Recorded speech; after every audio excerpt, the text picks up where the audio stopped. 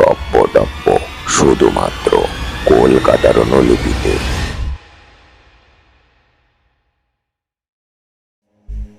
গপ্পটপ্পতে আজকের গপ্প বিভূতিভূষণ বন্দ্যোপাধ্যায়ের লেখা ভয় সমগ্রহ থেকে নেওয়া পৈতৃক ভিটে। আজকে গপ্প পাঠে আমি এবং গপ্পে অন্যান্য চরিত্রে সুমিত, রুদ্র, কাকন ও পর্ণা। তাহলে শুরু করা যাক আজকের গপ্প। রাধামোহন নদীর দিকে বারান্দাতে বসে একটা বই হাতে নিয়ে পড়বার চেষ্টা করল বটে, কিন্তু বইয়ে মন বসাতে পারল না।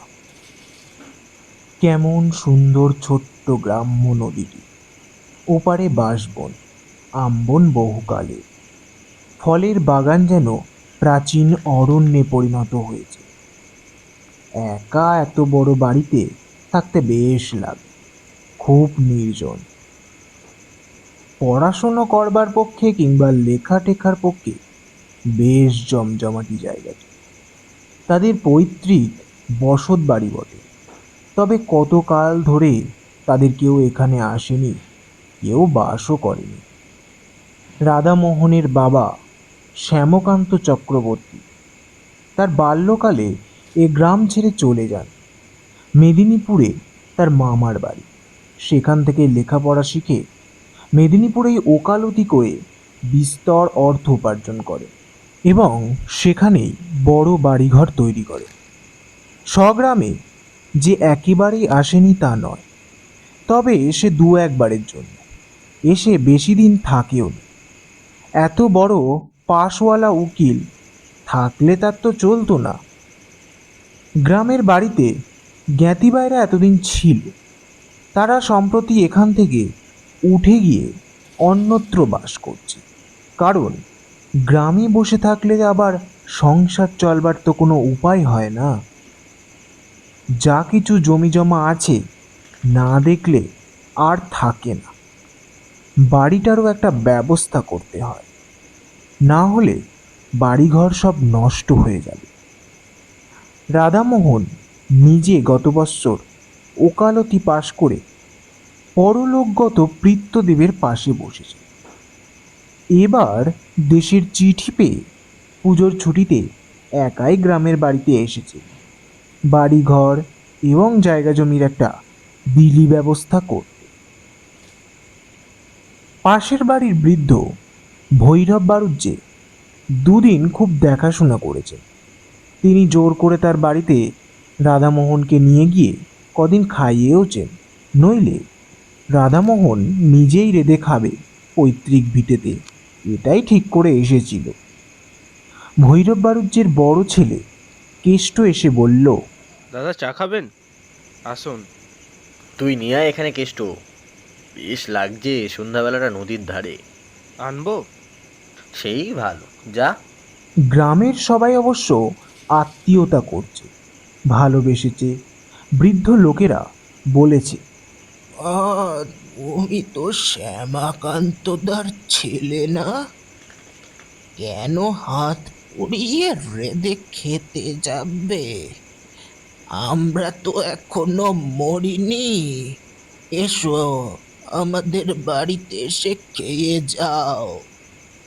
রাধামোহন সকলের কাছেই কৃতজ্ঞ। কেষ্টা চা দিয়ে কিছুক্ষণ গল্প করে চলে গেল। তারপর রাধামোহন আবার একলা।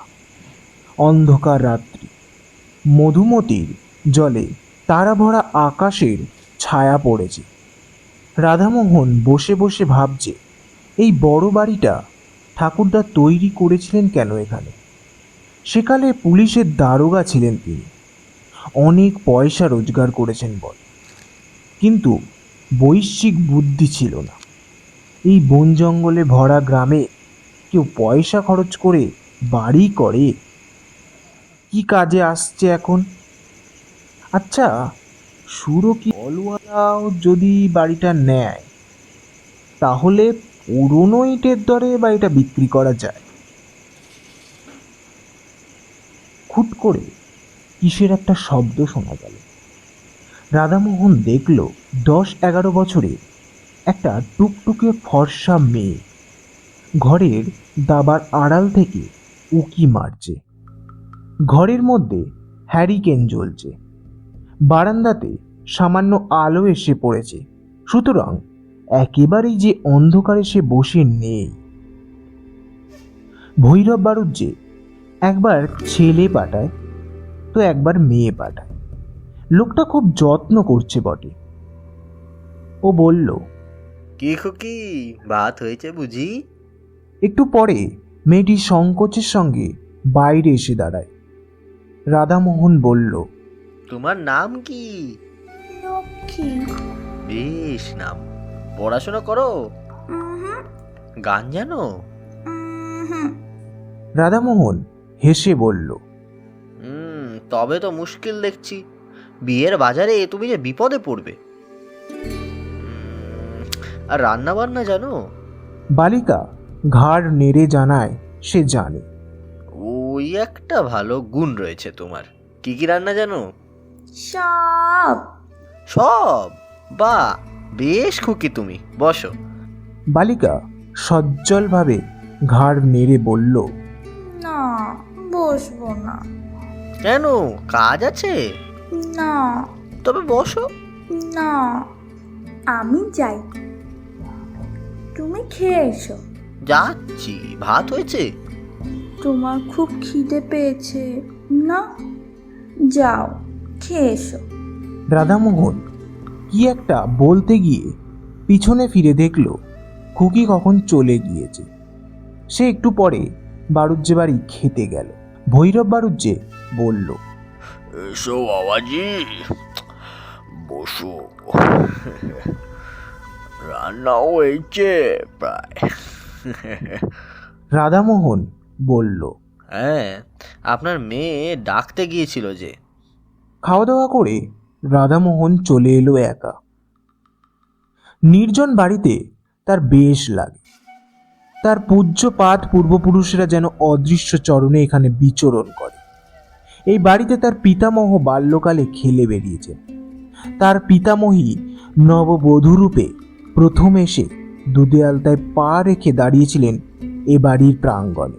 আজ তারা বিদেশে গিয়ে বড় বড় বাড়ি করে সেখানে বাস করছে। দেশকে ভুলেছে। গভীর রাতে ঘুমের ঘোরে সব পূর্বপুরুষেরা এসে যেন অনুযোগ করেন। কেন আমাদের ছেড়ে চলে গেলে? কি করেছিলাম আমরা? পরের দিন সকালে উঠে সে নিজের জমি জমা নিয়ে ব্যস্ত হয়ে রইল। সারাদিন কাটলো সেভাবেই। রাতে বারান্দাতে এসে বসেছে। আবার সেই খুকিটি এসে দাঁড়ালো। প্রথমটা রাধামোহন টের পায়নি। বড় লাজুক মেয়ে, নিঃশব্দ চরণে কখন এসে যে দাঁড়ায়। রাধামোহন বলল, ও খুকি, হুম, ভাত হয়েছে নাকি? আজ দেরি হবে। মাংস রান্না হচ্ছে তোমার জন্য। সত্যি? তবে তো আজ ফিস্টের ব্যবস্থা। ও, তুমি বুঝি ফিস্ট বুঝতে পারলে না? ভোজ যাকে বলে, ভোজ। কি বলো? খুকি হেসে চুপ করে রইল। বেশ মেয়েটি, বেশি কথা বলে না, শান্ত সজ্জল ব্যবহার। রাধামোহন বলল, তোমার মামার বাড়ি? কোথায় খুকি? ভুলে গিয়েছি। ভুলে গিয়েছো? কিরকম? সেখানে যাও না? খুকি ঘাড় নেড়ে বলল। না। রাধামোহনের হাসি পেল খুকির কথায়। বেশ নিঃসংকোচ ভাব ওর। খুকি আবার বলল, তুমি একা এসেছো কেন? বৌঝিদের নিয়ে এসো। এত বড় বাড়ি পড়ে আছে, আমোদ করুক। তোমার তাই ইচ্ছে খুকি? খুব। আমি তো তাই চাই। কেন? কতকাল এ বাড়ি এমনি পড়ে আছে না, কেউ বিদিন দেয় না। এই কথাটা ওর মুখ থেকে শুনে রাধামোহনের আশ্চর্য লাগলো। এতটুকু মেয়ের মুখে এমন কথা! পাকা গিন্নির মতো। ও কৌতুকের সঙ্গে বলল, তোমার তাতে খারাপ লাগে নাকি বুঝি? বাহ, লাগে না? তোমরা সবাই এসো, বাড়িতে শাঁখ বাজুক, সন্ধ্যের বিদিন দেয়া হোক। কথা শেষ করেই সে ব্যস্তভাবে বলল, তোমার খুব খিদে পেয়েছে না? বড্ড রাত হয়ে গেল। না না, এমন আবার কি বেশি রাত? তোমার আবার সকাল সকাল খাওয়া অভ্যেস। তুমি কি করে জানলে খুকি? অস্ফুট হাসির সুর মাত্র শোনা গেল, কিন্তু কোনো উত্তর এলো না। একটু পরে মাথা দুলিয়ে দুলিয়ে খুকি বলল, ভালো লাগে, বড্ড ভালো লাগে। রাধামোহন ওর দিকে চেয়ে বলল, কি ভালো লাগে খুকি? এই যে তুমি আজ এসেছ, কেউ তো কখনো আসে না এ বাড়িতে। তুমি যাও, মাংস রান্না হয়ে গিয়েছে। ওই গিয়েছে? তুমি কি করে জানলে? খুকি হেসে বলল, আমি জানি যে। যাও তুমি। দাঁড়াও, আমি মুখটা ধুয়ে আসি, একসঙ্গে যাব। মুখ ধুয়ে এসে কিন্তু রাধামোহন খুকিকে আর দেখতে পেল না। চঞ্চল মন ছেলে মানুষের, আগেই চলে গিয়েছে। বেশ খুকিটি কেমন পাকা পাকা কথা বলে, হাসতে হাসতে প্রাণ যায়। ভৈরব বাড়ুর যে ওকে দেখে বলল, এসো এসো বাবাজি, তোমায় ডাকতে পাঠাচ্ছিলাম। আজ একটু বেশি রাত হয়ে গেল, একটু মাংস খাওয়া হইলো আজকে। বলি, রোজ রোজ তো ভাত ডাল ওরা খেতে পারে না। আমার বাড়ি আজ 2 দিন করে খাচ্ছে, সে আমার ভাগ্যি, নইলে ওদের অভাব কি। তাই আজ। রাধামোহন সজ্জলভাবে বলল, না না, সে কি কথা, যা জুটবে তাই খাবো, পর ভাবেন নাকি কাকা? আমি যে বাড়িরই লোক। পরের দিনও আবার সেই খুকিটি সন্ধ্যার সময় এসে হাজির। রাধামোহন বলল, এসো খুকি, তোমার কথাই ভাবছিলাম। খুকি হেসে বলল, আমার কথা? সত্যি তোমার কথা। খুকি ছেলে মানুষই ঘাড় দুলিয়ে হেসে বলল, কেন, আমি জানি। তুমি জানো? জানি, কিন্তু বলবো না। রাধামোহন আজ খানিকটা সন্দেশ আনিয়ে রেখেছে খুকিকে দেবে বলে। অবশ্য আনিয়েছিল হরিনন্দীর চাকর অমূল্যকে দিয়ে, ইসলামকাঠির বাজার থেকে। ইসলামকাঠির সন্দেশ এই অঞ্চলে বিখ্যাত। অমূল্য দেখা যাচ্ছে গল্প করে বেরিয়েছে। রাধামোহন মনে মনে বিরক্তি হয়ে উঠল অমূল্যের ওপর। খুকিকে হঠাৎ খুশি করে দেবে সন্দেশ হাতে দিয়ে ভেবেছিল, সেটা আর হলো কই। তবুও রাধামোহন বলল, না, তুমি জানো না খুকি, কি বলো তো? খুকি মৃদু হেসে বলল, জানি আমি। ওর হাসির মধ্যে কেমন যেন একটা বিজ্ঞতা আছে, যে রাধামোহন আর কোনো প্রশ্ন করল না। ও জানে ওর মৃদু হাসির মধ্যে দিয়ে সে কথা বোঝা গেল। অমূল্যটা আচ্ছা তো, পাড়াগাঁয়ের লোকের পেটে যদি কোনো কথা থাকে। খুকি আবদারের সুরে বলল, কই, দাও আমাকে সন্দেশ। রাধামোহন ব্যস্ত হয়ে ওকে সন্দেশ দিতে গেল, কিন্তু ওকে আর সেখানে দেখা গেল না। চঞ্চল বালিকা হঠাৎ চলে গিয়েছে। ওর ধরন বড় আশ্চর্য রকমের। আহারের সময় ভৈরব বাড়ুজ্যের বাড়িতে ও সন্দেশটা নিয়ে গেল। বলল, খুকি বড় লাজুক, তখন চলে গেল। ওকে একটু এই। ভৈরব বাড়ুজ্যে হেসে বলল, খুকি বুড়ি তোমার কাছে গিয়েছিল? হ্যাঁ, ও একটু লাজুকও বটে, খুব ছেলে মানুষ তো। পরের দিন সন্ধ্যায় খুকি নির্দিষ্ট স্থানটিতে এসে দাঁড়াল। রাধামোহন বলল, কাল অমন করে চলে গেল কেন তুমি? আমার ভারী রাগ হয়েছিল কিন্তু। খুকি হেসে চুপ করে রইল। খেয়েছিলে সন্দেশ? বারে, যখন তুমি বললে ওই তো আমার খাওয়া হয়ে গেল। পরক্ষণে সে যেন স্নেহের সুরে বলল, তুমি যে এসেছো আমার কত ভালো লাগছে। পিদিম চলছে, বাড়িতে একা একা ভালো লাগে। শহরে যাবে? চলো না আমার সঙ্গে, চলো। আমার এখানেই ভালো। ওসব আমার ভালো লাগে বুঝি? বাহ, কত গাড়ি, ছবি, কত খাবার দাবার। হোক গে, আমার তাতে কি? তুমি আবার আসবে বলো।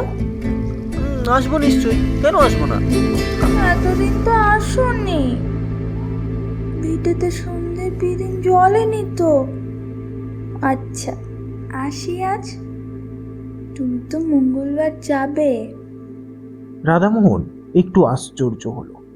মঙ্গলবারে সে যাবে বলেছিল নাকি ভৈরব বাড়ুজ্যেকে? ভৈরব আবার কাল বাড়িতে গল্পও করেছে। তারপর দুদিন রাধামোহন বৈশ্বিক কাজে অন্য গ্রামে গিয়ে রইল। সোমবার অনেক রাত্রে রিক্সাযোগে স্বগ্রামে ফিরল, কিন্তু ভৈরব বাড়ুজ্যের বাড়ির কারোর সঙ্গে অত রাতে আর দেখা করল না। ঘরে চিড়ে ছিল, তাই খেয়ে রাত কাটালো। পরের দিন সে যাবার জন্য তৈরি হচ্ছে। ভৈরব এসে বলল, কাল অত রাত্রে এলে, গেলে কোথায়? আমাদের ডাকা উচিত ছিল। তুমি তো ঘরের ছেলে, এত লজ্জা করো কেন? ছি। রাধামোহন বলল, আপনার খুকিটিকে একটু দেখে দিন না। বেশ বেশ, এক্ষুনি ডাকছি, দাঁড়াও। একটু পরে একটি 8 বছরের কালো মতো একটি মেয়ের হাত ধরে ভৈরব বাড়ুজ্যে সেখানে নিয়ে এলেন। রাধামোহন বলল, এ খুকি তো নয়, এ দিদি। ভৈরব বাড়ুজ্যে বলল, এ দিদির তো বিয়ে হয়ে গিয়েছে, সে তো শ্বশুর বাড়ি আছে। তুমি তাকে দেখোনি? তবে আপনার বাড়ির অন্য একজন মেয়ে। আমার বাড়িতে বাবাজি আর কোনো মেয়ে নাই, তবে অন্য কোনো মেয়ে, কিন্তু না, আর কোনো মেয়ে এ পাড়ায় ও বয়সের তো নেই। দুগর তো মোটে ব্রাহ্মণের বাস। বয়স কত? রাধামোহনের হঠাৎ মনে পড়ে গেল, ওর নাম বলেছিল লক্ষ্মী। লক্ষ্মী? সে আবার কে? কই, ওই নামের তো কেউ ওই গ্রামে নাই। তোমার শুনতে ভুল হয়ে থাকবে বাবাজি। শুনতে ভুল হতে পারে নামটা, কিন্তু খুকিটিকে সে তো আর ভুল হবে না। কই বাবাজি, বুঝতে তো পারলাম না। ও বয়সে ও নামের মেয়ে আমাদের পাড়ায় তো ঠিক নেই। রাধামোহন চিন্তিত মনে বিদায় নিল। আশ্চর্য ব্যাপার, খুকি বা আর দেখা করতে এলো না কেন? স্বগ্রাম থেকে ফিরবার 2 বছর পরে রাধামোহন তার পিসির বাড়ি গিয়েছে জব্বলপুরে। সেখানে পুরনো একটা ফটো অ্যালবাম খুলে দেখতে দেখতে একটি মেয়ের ফটো চোখে পড়ল। এই মেয়েটিকে সে যেন কোথায় দেখেছে, ঠিক মনে পড়ল না। পিসিমাকে ডেকে ফটোটি দেখাতে তিনি বললেন, হেরে তুই দেখবি কোথায়? ও তো আমার ছোট বোন, তার ছোট পিসি। 12 বছর বয়সে মারা যায়। তখন আর তুই কোথায়? তোর মায়ের বিয়াই হয় নাই। আমরা তখন সব আমাদের গাঁয়ের বাড়িতে থাকতাম। তারপর পিসিমা কতকটা যেন আপন মনেই বলে উঠলেন, আহা, একটু একটু মনে হয় ওরে। বেশ দেখতে ছিল, সে 48 বছরের কথা। তারপর বাবাও দেশ ছাইরা মেদিনীপুরে চইলা এলেন।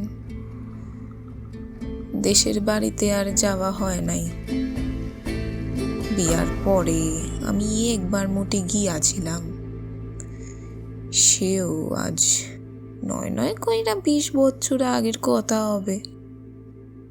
রাধামোহন অবাক হয়ে চেয়ে রইল অ্যালবামখানার দিকে।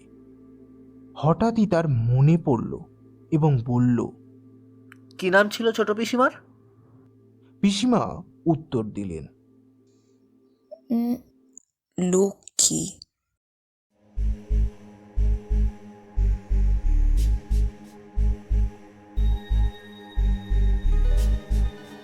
আজকের মতো গপ্পটপ্পের সময় শেষ। আজকে শুনলেন বিভূতিভূষণ বন্দ্যোপাধ্যায়ের লেখা ভয় সমগ্রহ থেকে নেওয়া পৈতৃক ভিটে। আগামী সপ্তাহে আরও একটি নতুন গল্প নিয়ে হাজির হব ঠিক রবিবার রাত্রি 8টায়। যারা এখনও চ্যানেলটিকে সাবস্ক্রাইব করেননি, please subscribe this channel and press the bell icon. দেখা হচ্ছে আগামী রবিবার ঠিক রাত্রি 8টায়। শুভরাত্রি।